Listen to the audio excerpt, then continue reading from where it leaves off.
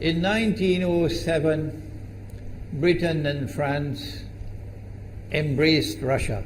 They used honey,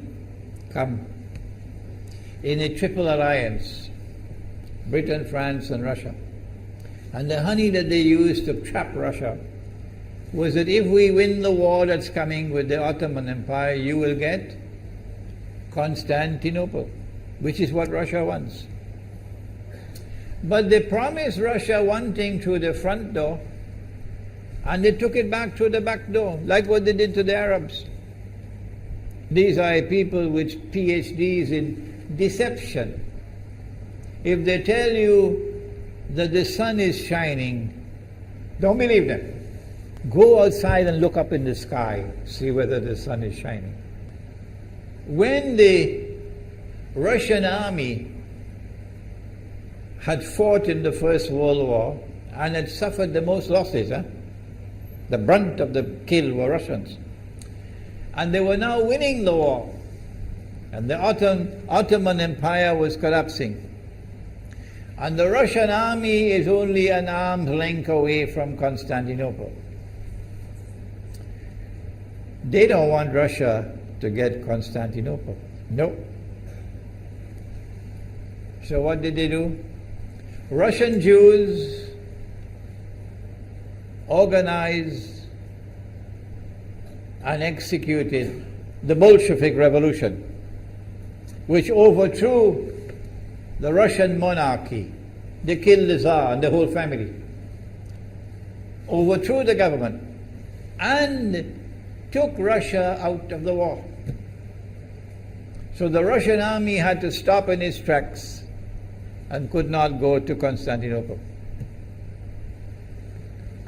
In other words, the Russian Jews stabbed Russia in the back. They did more than that. They brought communism. Communism is not Russian.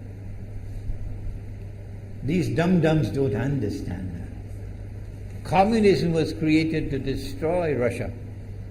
Why don't these dum-dums understand it? Communism is not Russian.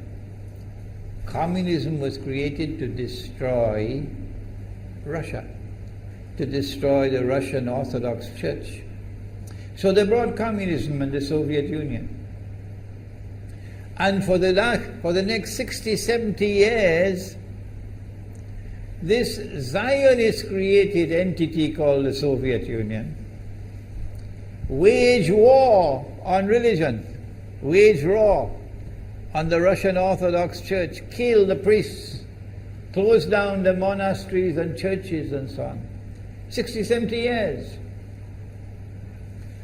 And then, when the appropriate time came and Israel came into being, it is this same Soviet Union which opened the doors for millions of Russian Jews to now migrate to Israel.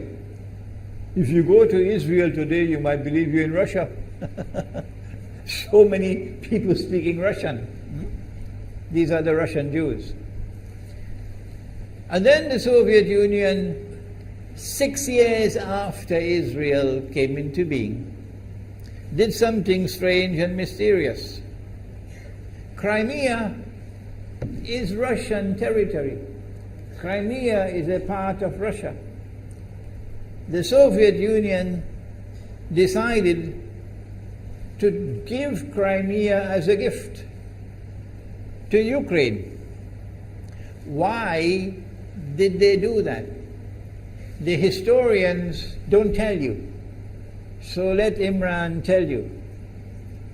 They gave Crimea to Ukraine in order to stab Russia in the back one more time.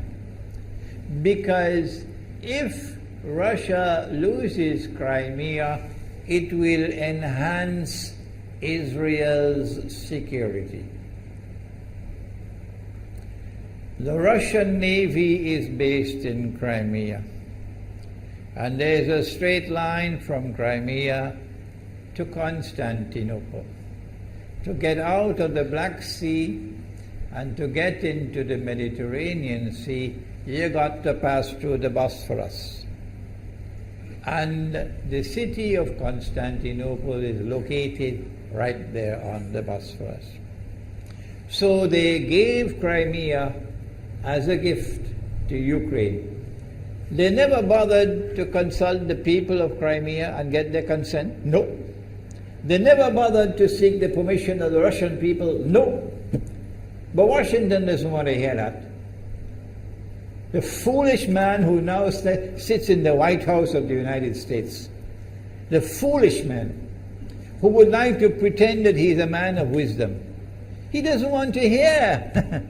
But what are the rights of the Russian people? Were they not violated? Do they not have the right to correct Iran and recover the territory which was unjustly taken away from them on Israel's behalf? Obama doesn't want to hear that. It's inconvenient for them. But in this masjid, we will expose whether it's convenient to you or not. They did more than that. Not only did they give Crimea to Ukraine, but earlier on they gave eastern Ukraine. Eastern, part of it is now eastern Ukraine was Russian. It was Russian. And the Soviet Union gave it as a gift to Ukraine. Why is it being given to Ukraine? Answer is that when the proper moment comes, the same people who brought the Soviet Union into being now have a method by which they can cause it to collapse. The method that they're using now in Venezuela, popular demonstrations, they did it in Egypt, they did it in Tunisia. They are masters of that. They did it with the Soviet Union. I used to think that the Soviet Union collapsed because of Allah's kindness. But I was wrong. No, it was the Zionists who brought down the Soviet Union because they didn't need it anymore. Like tomorrow they wouldn't need you anymore, Saudi Arabia. And they wouldn't need you anymore, Islamabad. When will you understand that? They'll just throw you to the dogs. You served them long enough. So they brought down the Soviet Union. Why? So that Ukraine might emerge as an independent state. That's danger for Russia. They prepared the way. And now Ukraine emerges as an independent state. So the rope is around Russia's neck now.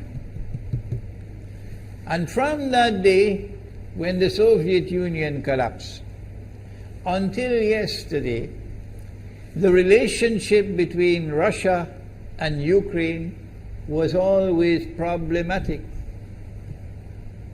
But the people of Ukraine still had the good sense and wisdom to appoint a government that was pro-Russian. The Zionists decided it's time for us to use our, the street demonstrations. And last October, November, December, the world witnessed Caracas all over again. And eventually, the Zionists got what they wanted. You have the money, and you can send in your special people, snipers who will kill, and so on, throw petrol bombs and so on. And eventually they got what they wanted. They created enough havoc. May Allah protect Malaysia from that. Ameen. Ameen. And the president of Ukraine fled. He's a democratically elected according to your method, Mr. Obama, according to your system. He's a legally elected president of Ukraine. And he had to flee. And these hypocrites in Washington and London and Paris who would like us to believe that they are honorable men. They are not. Instead of standing on the side of the legally appointed president and demanding the rule of law, they all showed their colors as hypocrites in immediately recognizing the new government in Ukraine. The new government in Ukraine is anti-Russian. That's what they wanted. That's why they brought down the Soviet Union, to bring in a Ukraine into being as independent state, and then to eventually get an anti-Russian government in Ukraine. If by Allah's kindness Putin had not intervened and been so spectacularly successful, this is what the plan would have been. The new government in Ukraine would have joined NATO,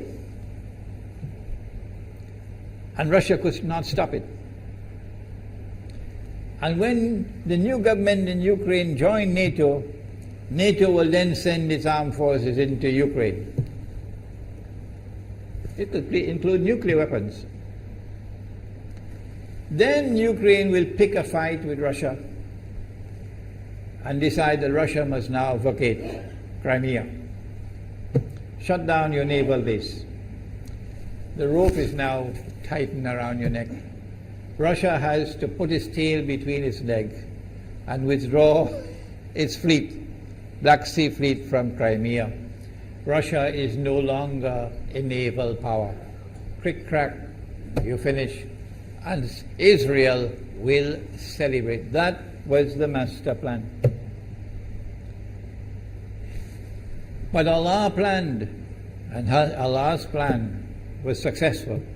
And it is time for the Muslim world to recognize and to see, I cannot influence governments, so what can I do? Don't bother, you waste your time with governments. But the people can understand that this was Allah's plan. They planned, the enemy planned for so long, and at the last moment Allah intervened. And Putin was able to get the people of Crimea to vote in a referendum. And they voted 90-something% in favor of returning to Russia. They were a part of Russia, and they want to return to Russia. So Putin was successful in delivering to the Zionist movement the first defeat it has ever suffered, significant defeat, in the more than 100 years since the Zionist movement was established. If that is not a sign from Allah, it's time for you to wake up.